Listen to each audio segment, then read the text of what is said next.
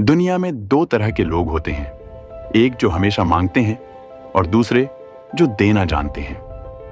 पर क्या आपने कभी किसी मांगने वाले को देते हुए देखा है? कभी कभी सबसे बड़ा बदलाव वहीं से शुरू होता है जहां हमें लगता है अब कुछ बदल ही नहीं सकता।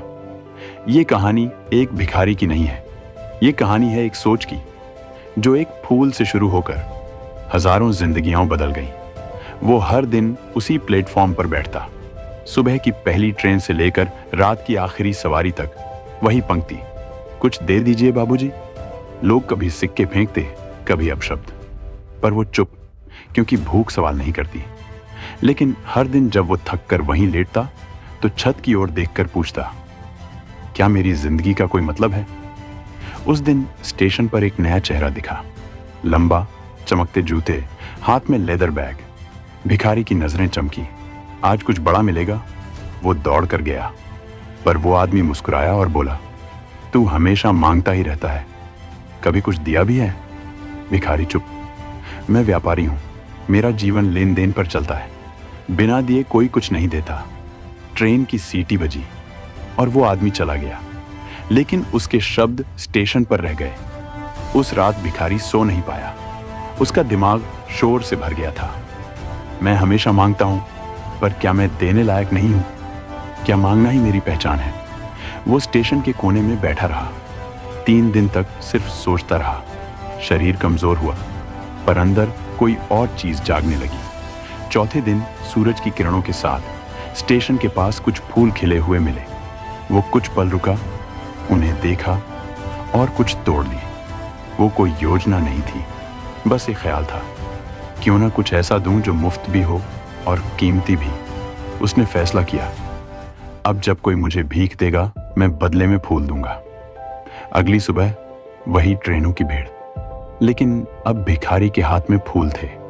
पहली बार जब उसने किसी को फूल थमाया, वो यात्री रुक गया, मुस्कुराया और अगली बार उसे और पैसे दिए।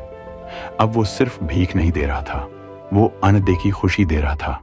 अब उसके आसपास रुकने वाले लोग बढ़ने लगे, बच्चे उसे फूलों वाला बाबा कहने लगे। कुछ हफ्तों बाद वही लंबा सूट वाला आदमी ट्रेन से उतरा। भिखारी दौड़ कर गया, साहब आज मैं कुछ दे सकता हूं। वो आदमी रुका, मुस्कुराया, अब तू भी व्यापारी बन गया है। भिखारी की आंखें भर आईं, लेकिन अब उसमें कुछ और था, सम्मान, खुद के लिए। उसने अगले हफ्ते में पैसे बचाए, फूलों का बड़ा झोला खरीदा। अब वो ट्रेन में नहीं घूमता, एक छोटा सा स्टॉल लगाया। अब मुसाफिर उसे जानने लगे थे। एक कॉर्पोरेट महिला ने कहा, आपके फूल मेरी मीटिंग में पॉजिटिव एनर्जी लाते हैं। एक स्कूल टीचर बोली, आपसे फूल लेकर लगता है जिंदगी में रंग है। उसे एहसास हुआ, मैं अब जिंदा हूं, बस सांसें नहीं ले रहा, जी रहा हूं।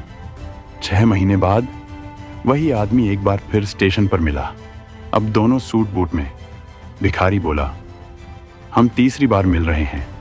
पहली बार आपने मेरी सोच को हिला दिया था, दूसरी बार मेरी पहचान बदल दी थी, और अब मैं आपका धन्यवाद करने आया हूं।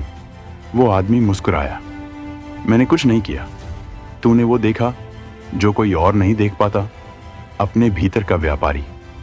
दोस्तों, ये कहानी फूलों की नहीं, ये कहानी उस माइंडसेट की है जो भीख मांगने से व्यापार करने तक का सफर तय करती है। जब आप खुद को बदलना शुरू करते हो, दुनिया का नजरिया खुद ब खुद बदल जाता है। देना शुरू करो, क्योंकि दुनिया उसी को देती है जो देने की हिम्मत रखता है। कहानियां बस शब्दों का मेल नहीं होती, ये आईना होती है हमारे अंदर छुपे सवालों का। अगर आज की कहानी ने आपके भीतर कुछ हिलाया है, तो कुछ देर खुद से जरूर बात कीजिएगा। कभी कभी जवाब खामोशी में मिलते हैं। तर्क औरा पर हम सिर्फ कहानियां नहीं सुनाते, हम जिंदगी की उन दरारों को छूते हैं जिनमें कई लोग अकेले फंसे होते हैं। अगर आपको ये कहानी दिल से लगी हो, तो तर्क औरा को सब्सक्राइब जरूर कीजिएगा, क्योंकि यहां हर हफ्ते मिलती है एक नई सोच, एक नया आईना और एक गहराई जो सिर्फ आप समझ सकते हैं। हम फिर मिलेंगे।